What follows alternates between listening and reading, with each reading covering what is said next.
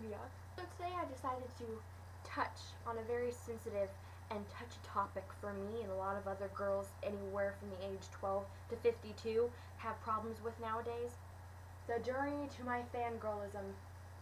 So this video is probably going to be a little bit long considering you guys know how fangirls work, so yeah.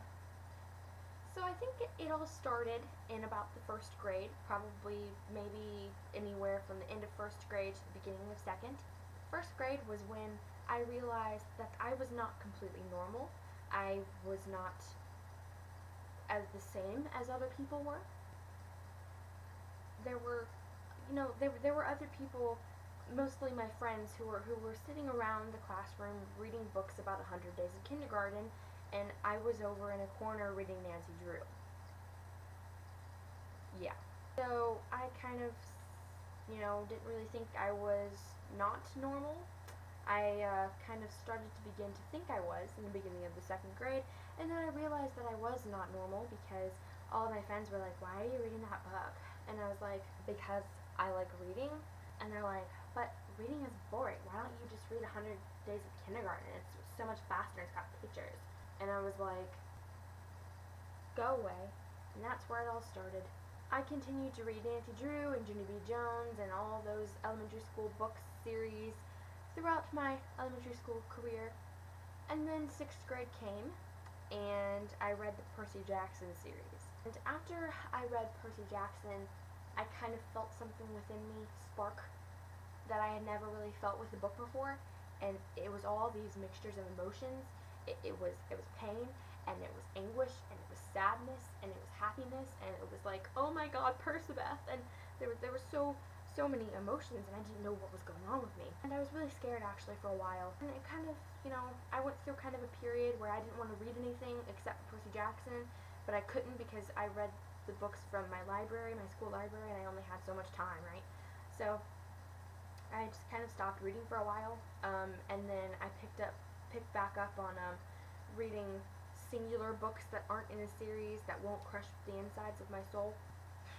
It was okay for a while, and then in 7th grade, of course, I got an English teacher that I ended up loving. I got really close to her.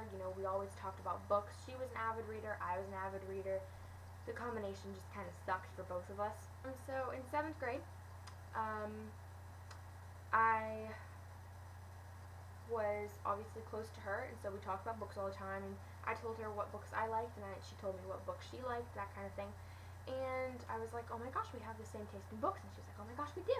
And so we got really excited with each other, and we were just like, yay, book friends, that kind of thing. Even though she was like 20 years older than I was, I still loved her like she was my second mom.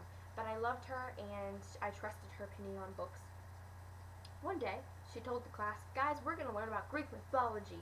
And I went, yes, I love Greek mythology. I want to learn more about Zeus and Poseidon and Ares and Athena and all the gods. And then she said, but do you know what comes with learning about Greek mythology? And I went, I kind of scrambled around for a minute because she, took a second, and I went, and she said, reading Percy Jackson in the Lightning. So the time came for Percy Jackson, and so we reread Percy Jackson. Oh god. That was probably the very beginning of September 2011, and then we finished our Greek mythology period, and then mid-September 2011, I thought everything was okay. I thought it was good, and then she decides to walk into school with a book in her hand. She walks into the classroom, and I'm sitting there talking to my friends, and I turn around and I look, and I see her holding a book. And the book is, I can see that it's black, and the font is really bold, and it says, it's silver, and there's a little bird on the front with flames. And then she turns both herself and the book so I can see the spine, and it says Collins right on the spine of the book. And I'm like, ooh, I wonder what that could be. And she came and she said, guys, I want to tell you guys about a book I've been reading. And I went, oh god, she's going to say something. And so she said, I want to tell you guys about a book that I've been reading for the past 2 days, and I just finished this morning. And, that I'm completely in love with, and that I'm starting the second book right now, that kind of thing. And I went, what? Guys, I want to talk to you about the Hunger Games. Worst thing anybody's ever said to me in my life. She continues on, unfortunately, talking about what it's about, and this girl named Katniss, who is 16 years old, and she volunteers for her sister Prim, who is raped, for the Hunger Games, which is a fight to death on TV between teenagers. They live in a dystopian society where the government's corrupt, that kind of a thing. At first I was like, okay, okay. It's not as bad as I thought it was. I'm not that interested. There's violence and there's death and there's gore, and I don't like any of those things. And then she continues to talk about this boy who has been in love with her basically his whole life, and she never knew it. And he ends up being the other tribute for the Hunger Games, and they have to fight to the death together, see how that goes. And I went, why did you have to tell me that? And then one day, probably about a week later, I had a presentation after school to show her, and my parents, it ended early, so my parents were on their way, and so she was like, sit down, and I was like, okay. So I sat down, and we started talking about books, and she pulled down her copy of the Hunger Games from the bookshelf, and she said, Olivia, I want you to read this. And I went, what? And she said, yeah, I want you to read it. Please, you're going to love it. And I said, no. And she said, yes, do it. Come on, read the book. And me being the dumb person I was back then, I said, okay, I'll read it. Worst thing ever. So I went home that night, read it in a day and a half. This was mid-September 2011. I got it on a Thursday, and I read it in a day and a half, so I was almost finished with it when I went to school the next morning, and so half of the school day I was finished with it. And so Friday I said, I'm finished, can I have the second book? And she said, yeah. And so she grabbed her copy of Catching Fire and handed it to me. I said, thank you so much. Went home with Catching Fire. It was a Friday, so I was able to stay up late. I stayed up till 4 o'clock in the morning finishing this book. This was the first book I've ever cried in. I probably cried for a good two, 3 straight hours after I finished reading it, and I was scarred. I was scarred straight up. And then that Monday I went to school and I said, can I have the third book? Do you have it? And she said, did you enjoy Catching Fire? And I said, yes. And she said, well, luckily I just got Mockingjay and I just finished it. And I went, yes. And she, so being the nice girl, being the nice woman she was, she handed me Mockingjay. Went home with Mockingjay that Monday, came back Tuesday afternoon, handed it back to her, and she said, Olivia, are you okay? Because I was very red-faced, and I was like, yeah, I'm okay. And she said, did you finish? And I said, yeah.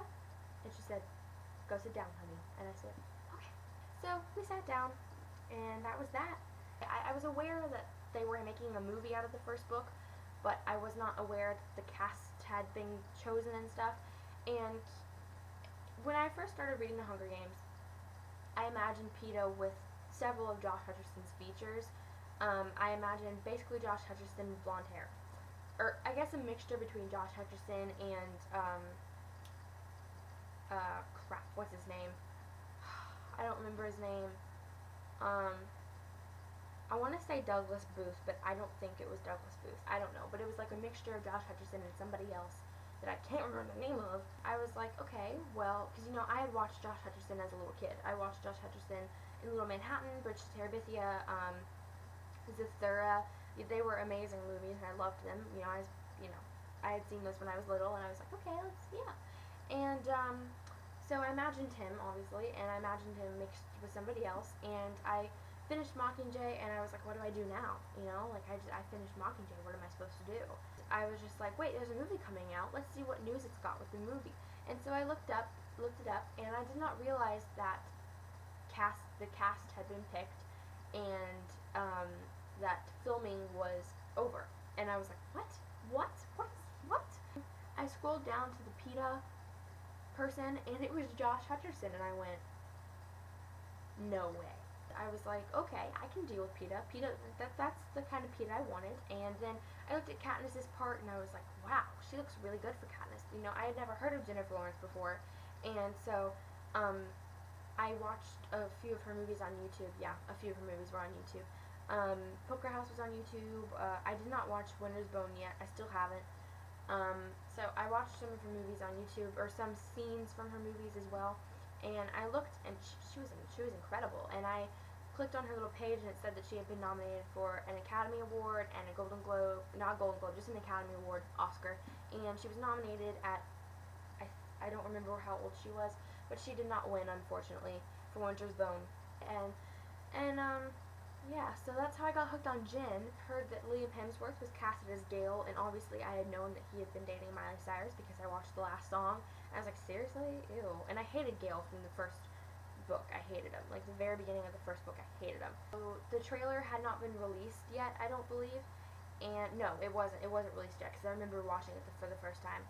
And yeah, so that's how it all started. I was like, oh, this is awesome. And then I realized that it was being released in March of 2012, and I said, that's only just a few months away. And so, yep, I think the beginning to mid-November, the trailer was released, and I freaked.